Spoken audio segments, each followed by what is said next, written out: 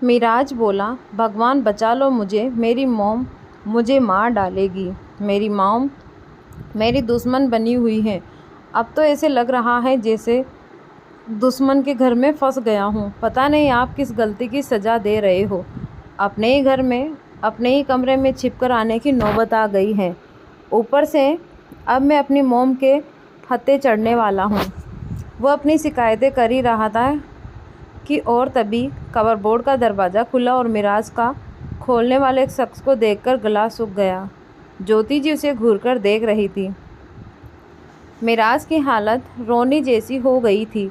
उसने ज्योति जी के पीछे निया को देखा जो सिर झुकाकर खड़ी थी।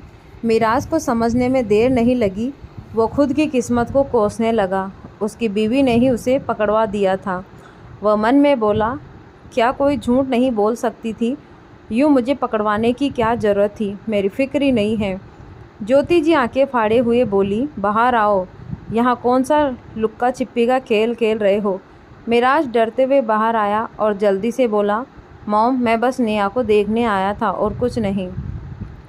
तो ज्योति जी उसे अजीब नज़रों से देखने लगी और बोली, अच्छा ऐसे छिपकर मुझसे पूछ लेते और कुछ नहीं का क्या मतलब है? कुछ नहीं का कुछ नहीं और क्या? मिराज ने जवाब दिया, तुम कब से लिपस्टिक लगाने लगे? ज्योति जी उसे घूरते हुए बोली। ये सुनकर मिराज बोला, मॉम मैं लड़की थोड़ी हूँ जो लिपस्टिक। कहते कहते रुक गया और अपने होठों को छूकर अपनी उंगली को देखा। उसे समझ आ गया अब उसे कोई नहीं बचा सकता। वो खिसियाते हुए बोला, वो। तो ज्योति जी बोली, क्या वो? आगे बोलो, तुम मेरी बहू के साथ क्या कर रहे थे? मुझे दिख रहा है। मिराज अब जिद्दी बच्चे की तरह बोला, मॉम अब मैं अपनी बीवी से मिल भी नहीं सकता क्या? आप हिटलर बनी हुई हो। तो ज्योति जी बोली, चुप गधा कहीं का। 1 महीने की तो बात थी, पर नहीं जनाब, 1 दिन भी नहीं रह सकते। अब तुम यहाँ नहीं रहोगे, समझे? अस्वद के घर शिफ्ट हो जाओ। ये सुनकर मिराज हैरान रह गया और बोला, पर उसके घर क्यों? अपना घर छोड़कर? ज्योति जी बोले, पहले भी तो रहते थे ना, अब क्या हो गया? अब उसकी शादी हो गई है ना मॉम, और मैं अपने घर के होते हुए उसके घर। मिराज समझाते हुए बोला, वो निया से दूर जाना ही नहीं चाहता। इतनी मुश्किल से मिली थी वह उसका ख्याल रखना चाहता था। क्यों, शादी हो गई तो उसे कोई प्रॉब्लम नहीं होगी? सब हैं वहाँ, समझे? नहीं तो अभरम के घर चले जाओ, मैं बात कर लूँगी। ज्योति जी ने अपना फैसला सुना दिया। मिराज ज्योति जी की ऐसी बात सुनकर दंग रह गया। वो अपनी इज्जत का कचरा नहीं करना चाहता था। उसे अच्छे से पता था कि वह किस वजह से घर से निकाला गया है। यह जानकर सब बहुत हंसेंगे। वह निया को देखने लगा जो हड़बड़ाकर इधर उधर देखने लगी। मिराज बोला, पर ज्योति जी ने उसे आंखें दिखाए। मिराज चुपचाप वहाँ से चला गया। तिया बाकी के दिनों से आज एकदम चुपचाप थी। आदित्य बोला, भाभी क्या हुआ? आप एकदम चुपचाप हैं। आप ऐसे बिल्कुल भी अच्छी नहीं लगती। वैसे मैं सोच रहा हूँ कि मैं आपके लिए एक देवरानी ले ही आऊँ। क्या कहती हैं आप? आप एकदम जेठानी की तरह उसका हुक्म चलाना। तिया उसे हैरान होकर देखने लगी और बोली, आपको कोई पसंद है क्या? कौन है वह? आदित्य शर्माते हुए बोला, अरे भाभी मैं हूँ इतना गुड लुकिंग, मुझे कौन पसंद नहीं करेगा। तिया ने अपना सिर पीट लिया और बोली, अरे मैं पूछ रही हूँ आपको कोई पसंद है क्या? वह तो मुझे भी पता है आप बहुत गुड लुकिंग हो। आपको कोई पसंद ना करे ये हो ही नहीं सकता। आदित्य सोचते हुए बोला, वैसे मेरी नज़र में एक लड़की है, पर भाभी किसी को बताना मत, एक सीक्रेट है। तिया बोली, क्या? कौन सा सीक्रेट? आदित्य धीमी आवाज़ में उससे बोला, मैं जिस लड़की से बात कर रहा हूँ असल में वह चोरनी है। यह सुनकर तिया हैरान होकर देखने लगी और बोली, चोरनी? ज़रूर उसने आपका दिल चुराया होगा, इसीलिए आप उसको चोरनी कह रहे हो ना? आदित्य बोला, मेरे दिल के साथ साथ वह मेरी वॉच और वॉलेट भी चोरी करके लेकर चली गई। मुझे तो समझ नहीं आता मुझे छोड़कर कैसे चली गई। अगर मुझे ही चुरा लेती तो उसे ऐसी घड़ी और वॉलेट चोरी करने की ज़रूरत नहीं पड़ती और मैं खुशी खुशी उसके हाथों किडनैप हो जाता। पर उसे मेरी वैल्यू ही नहीं पता ना। तिया का भी मूड ठीक हो गया था। वो भी बोली, यू आर राइट, आपको छोड़कर वो वॉलेट और घड़ी चोरी करके अच्छा मौका गंवा दिया। अगर आपको चुरा लेती तो आपको किडनैप करने के बदले सर कम से कम 40-50 करोड़ तो मांग ही लेती। आदित्य ये सुनकर तिया को हैरानी से देखने लगा और बोला, 40-50 करोड़ पर क्यों? तिया बोली, कम है क्या? ठीक है फिर 100-200 करोड़ ये कीमत ठीक है। आदित्य बोला, भाभी क्या बोले जा रही हो, मेरा वो मतलब नहीं था। तिया कन्फ्यूजन में बोली, फिर क्या मतलब था? किडनैप के बाद पैसे ही तो मांगते हैं। आदित्य बोला, मैं यह कहना चाह रहा था कि वह मुझसे शादी भी तो कर सकती थी। मुझसे शादी करती तो वह मालकिन बन सकती थी, और मैं तो हूँ ही सर्वगुण संपन्न। ये सुनकर तिया उसे हैरान होकर देखने लगी। तभी आदित्य का फ़ोन बजने लगा। आदित्य ने फ़ोन की स्क्रीन को देखा, ओरियन उसे फ़ोन कर रहा था। वो बोला, भाभी आप रेस्ट करो, मैं ज़रूरी काम से चलता हूँ, और चला गया। उसके जाते ही तिया फिर से उदास हो गई और फिर से वही सब सोचने लगी कि उसने अपने ख्यालों को झटका और आज रात का डिनर खुद बनाने का सोचा। अपना ध्यान भटकाने के लिए और किचन में चली गई। ओजल बहुत गुस्से में थी। उसे ओरियन का इस तरह का बिहेवियर अंदर तक तोड़ गया था। वह घर आई और सीधे अपने कमरे में चली गई और जाकर बंद हो गई और बोली, बहुत हो गया, उसके पीछे पागलों की तरह पड़ी हुई हूँ और इसे तो कोई परवाह ही नहीं है। अब बहुत हुआ, अब मैं उसे इग्नोर करना शुरू कर दूँगी। इनफैक्ट उसे अटेंशन भी नहीं दूँगी।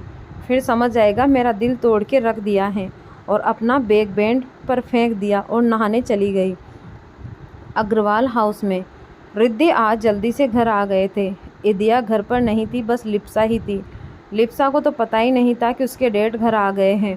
वो अपने बॉयफ्रेंड के साथ रूम में थी और रिद्धि ने लिप्सा के रूम से किसी लड़के की आवाज़ सुनी तो वह हैरान रह गए और बिना देर के दरवाज़ा झटके के साथ खोलकर अंदर आ गए। जो उन्होंने अंदर देखा उनके तो होश उड़ गए। लिप्सा अपने बॉयफ्रेंड कल्पित को किस कर रही थी। दरवाजे के खुलने की आवाज़ सुनकर दोनों जल्दी से दूर हट गए और जब उन्होंने रिद्धि को गुस्से में दरवाजे के पास खड़े देखा तो उनकी जान हल्के में अटक गई।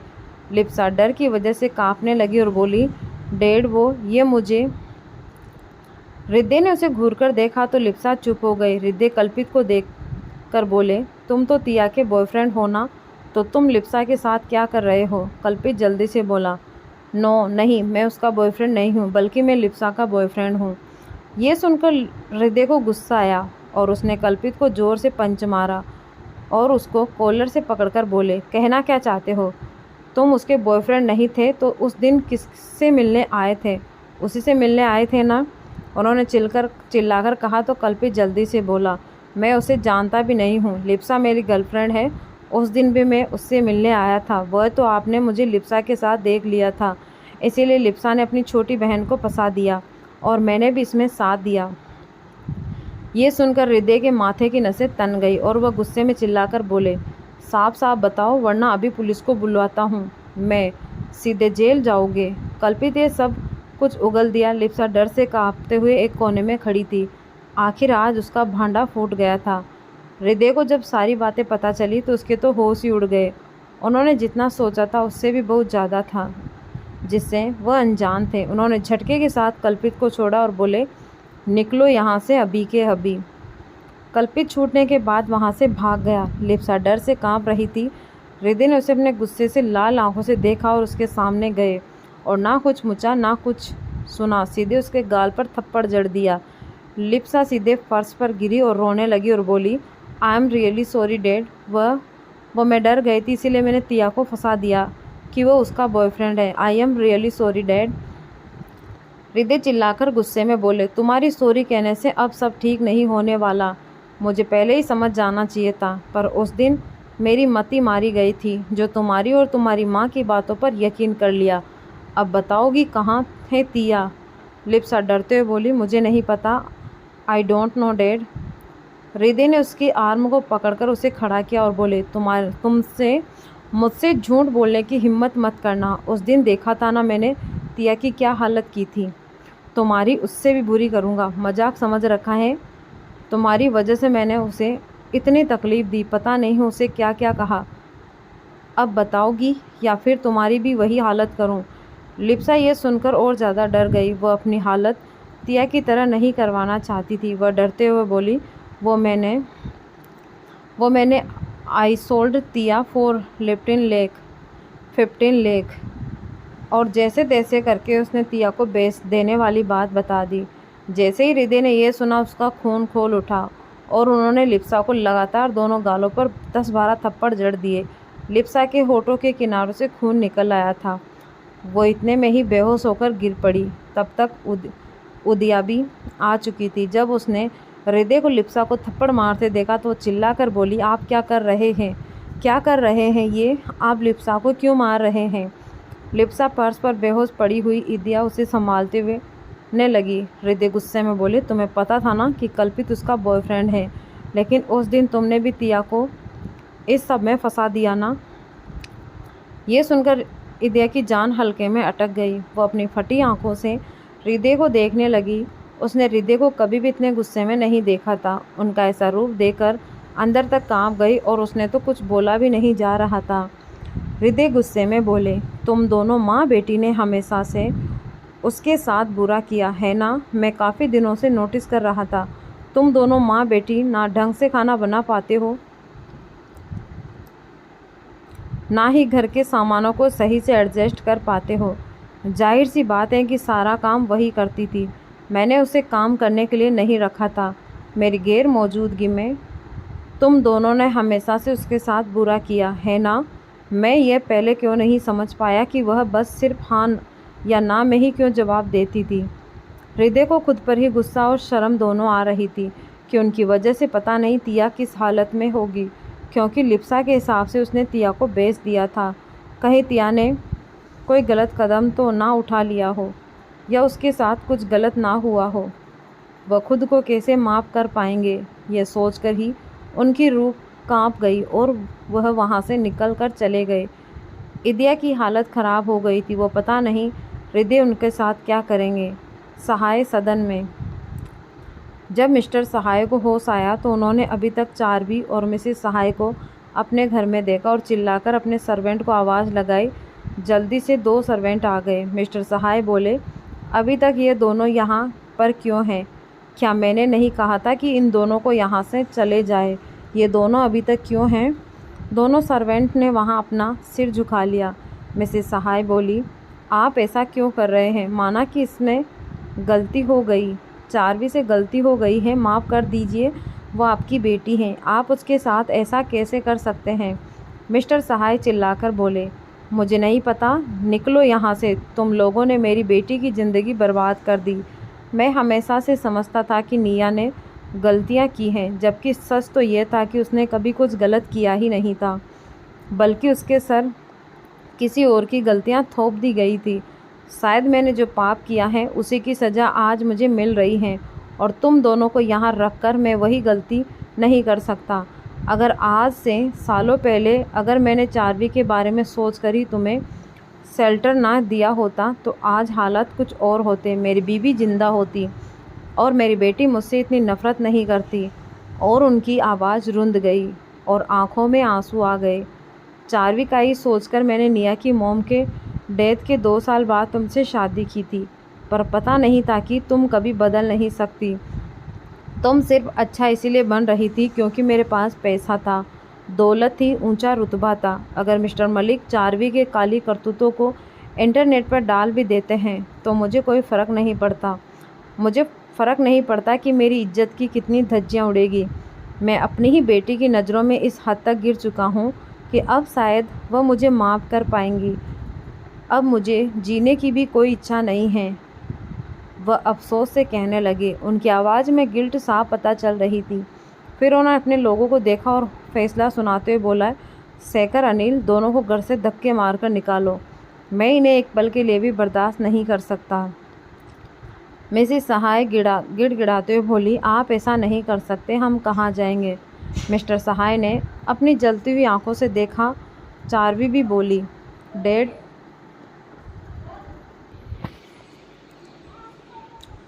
मिस्टर सहाय ने उन्हें अपनी जलती हुई आंखों से देखा। चार्वी भी बोली, dad, I am really sorry, मुझसे बहुत बड़ी गलती हो गई है, प्लीज़ माफ़ कर दीजिए। जब मैंने सारा इल्ज़ाम निया के ऊपर लगा दिया था तो आपने उसे घर से नहीं निकाला था। हमारे साथ ऐसा क्यों? और दोनों माँ बेटी ऐसा ना करने के लिए भीख मांगने लगी और मिस्टर सहाय की और ज़्यादा तबीयत ख़राब हो गई और उन्हें हॉस्पिटल में एडमिट करना पड़ा। एक अंधेरे कमरे में डॉक्टर गुप्ता को होश आया। उन्हें अपनी आंखों के सामने अंधेरा ही अंधेरा नज़र आ रहा था। उन्होंने झट से अपनी आंखें बंद कर ली और दोबारा आंखें खोली और उन्हें महसूस हुआ कि वह चेयर पर बंधे हुए हैं। तभी उस कमरे की लाइट ऑन हुई और अचानक से रोशनी होने की वजह से उनकी आंखें जल्दी से बंद हो गई और उन्होंने दोबारा आंखें खोली और अपने सामने अभ्रम बजाज, आदित्य आर्यन और जिसे सिल्वर हेयर वाला मॉन्स्टर कहा जाता था, उसे देखकर उनके होश उड़ गए। उन्हें समझ नहीं आ रहा था कि उन्होंने उसे किसने किडनैप किया है। अभ्रम ने जग का पानी उसके मुंह पर फेंका और बोला, मैं ज़्यादा बकवास नहीं करूँगा, सीधे पॉइंट पर आ रहा हूँ।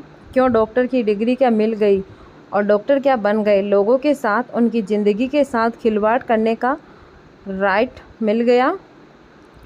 डॉक्टर भगवान होते हैं और तुम तो डॉक्टर नहीं, राक्षस हो। ये सुनकर डॉक्टर गुप्ता उसे हैरान होकर देखने लगे और बोले, क्या बकवास किए जा रहे हो? मैंने किसी की ज़िंदगी के साथ खिलवाड़ किया है? आदित्य बोला, मेरे भाई के साथ।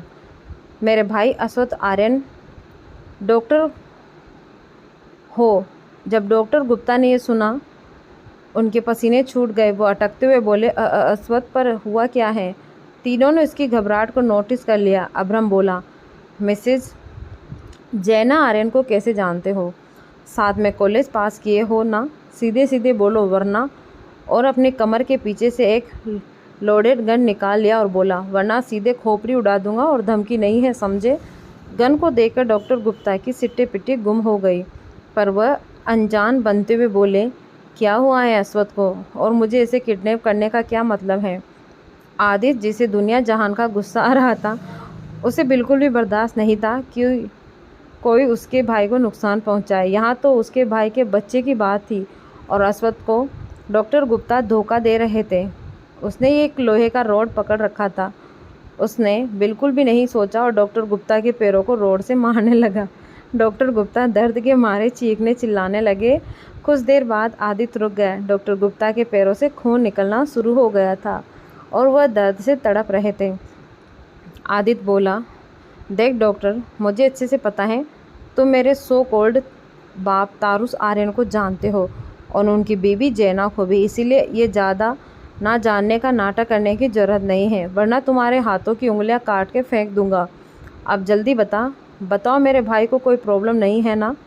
डॉक्टर गुप्ता ये सुनकर दंग रह गए। उन्होंने सोचा भी नहीं था कि यह बात किसी को पता चल जाएगी। आदित्य चिल्लाकर बोला, answer me. My brother can be become father, the have the eligibility to produce children. और उनके चेहरे पर एक तेज पंच मारा कि डॉक्टर गुप्ता के जबड़े हिल गए। वह दर्द से चीख पड़े। अभ्रम बोला, come on tell me son, is this all Mrs Jaina work? तो डॉक्टर बोले, yes, Ashwatth has no problem, I told him a lie and showed a fast report. यह सुनकर ओरियन बोला, बट वाई? उन्होंने तुम्हारा क्या बिगाड़ा है? अगर मिस्टर तारिफ आर्यन ने तुम्हारा कुछ बिगाड़ते हैं तो उनसे बदला लो ना, बॉस से क्यों ले रहे हो? डॉक्टर बोले, मैं उससे बदला लेने की हिम्मत भी नहीं कर सकता और वैसे भी उसने मेरा कुछ नहीं बिगाड़ा है। आदित्य चिढ़कर बोला, तो फिर तुमने ये सब क्या एक मज़े के लिए किया? ये सुनकर डॉक्टर गुप्ता बोले, यह सब मैंने जैना के कहने पर किया, सी इज़ माई सिस्टर। ये सुनकर तीनों उसे शॉक्ड होकर देखने लगे। यह उन पर बिजली गिरने जैसा था। आदित्य जल्दी से बोला, क्या कहा? वो तुम्हारी बहन है? सीरियसली? डॉक्टर गुप्ता बोले, हाँ, पर यह बात किसी को नहीं पता। वो मेरी बहन है। मैंने ये सब उसके लिए किया, उसकी खुशी के लिए किया। अभ्रम से रहा नहीं गया। उसने डॉक्टर गुप्ता के पैर में फायर कर दिया। डॉक्टर गुप्ता दर्द से चीखते हुए बेहोश हो गए। उन्हें इतना टॉर्चर किया था कि वह बर्दाश्त नहीं कर पाए और बेहोश हो गए। अभ्रम बोला, अपनी बहन की खुशी के लिए दूसरे के घर की खुशियाँ उजाड़ना कहाँ से सही है? और वह औरत, पागल औरत, किसने सोचा होगा कि डॉक्टर गुप्ता उस औरत के भाई हैं? मुझे समझ नहीं आता अश्वत्थ ने डॉक्टर गुप्ता के बारे में पता क्यों नहीं किया। ओरेन कुछ सोचते हुए बोला, इसीलिए क्योंकि अभी भी डॉक्टर गुप्ता ने बताया कि किसी को भी नहीं पता कि वो दोनों भाई बहन हैं। तो बॉस ने भी इतना ध्यान नहीं दिया होगा और डॉक्टर पर कौन शक करता है भाई। तो आदित्य बोला, डॉक्टर को बुलाओ इसे ट्रीटमेंट के लिए, मुझे सब कुछ जानना है। पर मुझे बहुत खुशी है कि भाई को जब ये बात पता चलेगी तो कितने खुश होंगे कि जिसे वो किसी और का बच्चा समझ रहे हैं वो उनका ही बच्चा है। तो अब्राहम बोला, हाँ ये तो तुमने सही कहा। हाय मेरी अनारकली कितनी खुश होगी ना। तो यह सुनकर ओरियन और आदित्य उसे अजीब नज़रों से देखने लगे। अब्राहम बोला, क्या हुआ, ऐसे क्यों देख रहे हो? I know I am handsome. दोनों एक साथ बोले, मेरी अनारकली। तो अब्राहम बोला, मैंने उसका निकनेम रखा था, तुम लोगों को नहीं पता था। तो डॉक्टर को फ़ोन करने चला गया। ओरियन के दिमाग में अब भी ओजल और ऋषिकेश ही चल रहे थे। उसे बिल्कुल भी विश्वास नहीं हो रहा था कि वह ऋषिकेश ओजल का बॉयफ्रेंड था। रह रहकर उसे बहुत बुरा लग रहा था, पर आज जो भी सिचुएशन थी उसकी वजह वही तो था। और वही आदित्य बहुत खुश था कि उसका भाई को अब जब पता चलेगा कि छोटी गिलहरी के पेट में उसका बच्चा है, छोटा अश्वत्थ या छोटी तिया उसे अंधेरे में रखा गया था, वो बहुत खुश होगा और खुद ही मिसेस जैना और तारुस आर्यन से निपट लेंगे। तिया ने डिनर रेडी कर लिया था और उसी वक्त दादाजी भी उत्तराखंड से वापस आ गए। उन्हें एयरपोर्ट रिसीव करने के लिए व्योम गया हुआ था। दादाजी खाने की खुशबू सुनकर बोले, इतनी अच्छी खुशबू आ रही है खाने की, और जल्दी से छोटे से बच्चे की तरह खुश होकर डाइनिंग टेबल के पास आ गए और एक बर्तन का ढक्कन उठाया ही था कि तिया बोली, दादाजी पहले आप फ्रेश हो जाइए फिर। दादाजी को तिया को मक्खन लगाते हुए बोले, अरे बेटा तुमने इतना अच्छा खाना बनाया है ना, मेरा तो मन ही अभी खाने का कर रहा है। बाद में मेरे लिए नहीं बचा तो मुझे अच्छे से पता है मेरा छोटा पोता कितना भुक्कड़ है, और यह लोग भी इतने भुक्कड़ हैं कि तुम्हारे हाथों से बना खाना छोड़ दें, यह तो हो ही नहीं सकता। मैं खाना खाने के बाद फ्रेश हो जाऊंगा। ये सुनकर तिया उन्हें आंखें दिखाते हुए बोली, दादाजी आप जाइए, पहले फ्रेश होकर आइए, मुझे नहीं पता, मैं आपके लिए दोबारा खाना बना दूंगी। दादाजी ने उसे हेल्पलेस होकर देखा। तिया ऑर्डर देने के लहजे में बोली, दादाजी जाइए, मैंने कहा ना, पहले आप फ्रेश होकर आइए। फिर दादाजी की ऐसी हालत देखकर अंश और व्योम मुंह दबाकर हंसने लगे। दादाजी ने उन्हें घूर कर देखा और अपनी छड़ी दिखाते हुए बोले, खबरदार जो किसी ने पूरा खाना खाया तो सबको इसी छड़ी से मार मार कर भगा दूंगा। तो अंश और व्योम की हंसी बंद हो गई। तिया को दादाजी की ऐसी बच्चों जैसी हरकतें देखकर बहुत हंसी आ रही थी। दादाजी मुंह बनाकर चले गए। अंश और व्योम खूब हंसने लगे। तिया उनको देखकर बोली, कोलगेट का प्रसार करना बंद करो और जाकर आप लोग भी फ्रेश होकर आइए, नहीं तो आप दोनों को खाना खाने नहीं मिलेगा। दोनों भी हंसना छोड़कर अपने अपने रूम की तरफ भाग गए। सब लोग डिनर करने के लिए आ गए। अश्वत्थ के चेहरे पर 12 बजे हुए थे, क्योंकि जब से अश्वत्थ घर आया था तिया ने उसे बस इग्नोर ही किया था। और मिराज के चेहरे पर 12 बजे थे, क्योंकि उसे उसकी मम्मी ने घर से निकाल दिया था।